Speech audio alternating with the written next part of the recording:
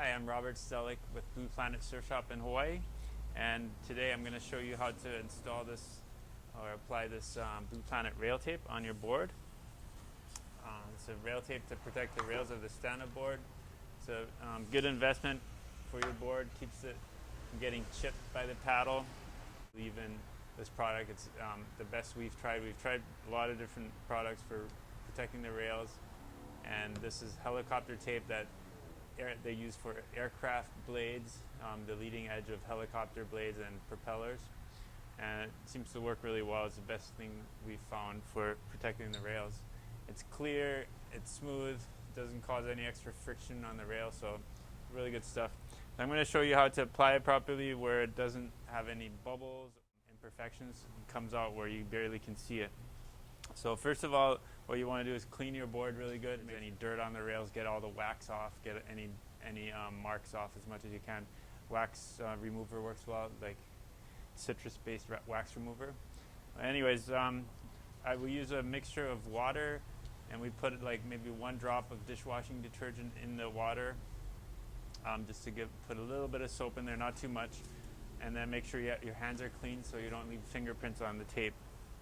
And you set up the tape upside down on the board, and you spray the rails with water. Put plenty of water on there. So it's just a mixture of clean water and a little bit of soap. And make sure it's like plenty of water on there. It's nice and wet. We already cleaned this rail earlier. And then same thing on the tape. You peel off just the edge of the tape. And then before you touch it with your fingers, you make sure you spray water on it. Once you spray water on it, and you can even get your fingers a little bit wet too, then your finger won't stick to it, and you won't leave any fingerprints. So you peel this back and spray on the water as you peel it back. So the water has to go both on the rail and the tape to work well. And okay, so once you get the thing all wet, it's good to have 2 people, but you can do it by yourself. Just make sure it doesn't touch itself with the sticky side. And then it's important to get it on the right part of the rail. So you want to get the widest point of the rail, which is here. That's where the rail is the most likely to get dinged. So you want to make sure you get the widest point of the rail, which is right here, where it's most likely to get chipped by the paddle. But you don't want to go so far underneath that you go on the bottom of the board. So you kind of want to go to the bottom edge. If there's a tucked under edge, you want to stay above that little tucked under edge, but make sure you cover the widest point of the board, okay? So that's what we're going to do. Make sure everything's nice and wet.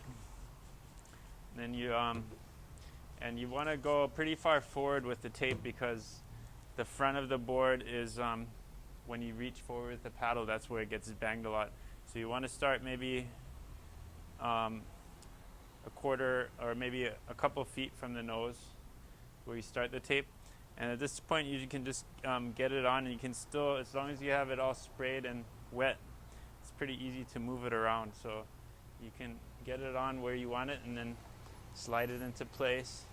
You don't want to stretch it, because what you want to do is just get it on smooth, but don't stretch it. And it's pretty flexible. And then a lot of the air bubbles you can just squeegee out with your fingers. And so you can just use your fingers to squeegee out a lot of these little bubbles. And then once you get most of the bubbles out, you can use a credit card, or a squeegee works well. And you just use that to squeegee out the rest of the liquid.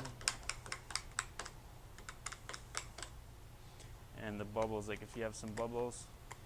This board has kind of these S rails.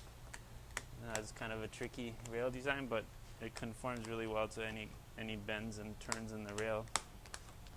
So just get out as much of the liquid as you can. Make sure it covers the widest part of the rail everywhere. And then let it cure overnight. Do the same thing on the other rails, and you're done. Just make sure you don't take it in the water right away. Until it's dry, it can still slide back and forth a little bit, so you want to let it cure fully, let it dry overnight before you take it in the water. That's it. Thanks for watching. Aloha.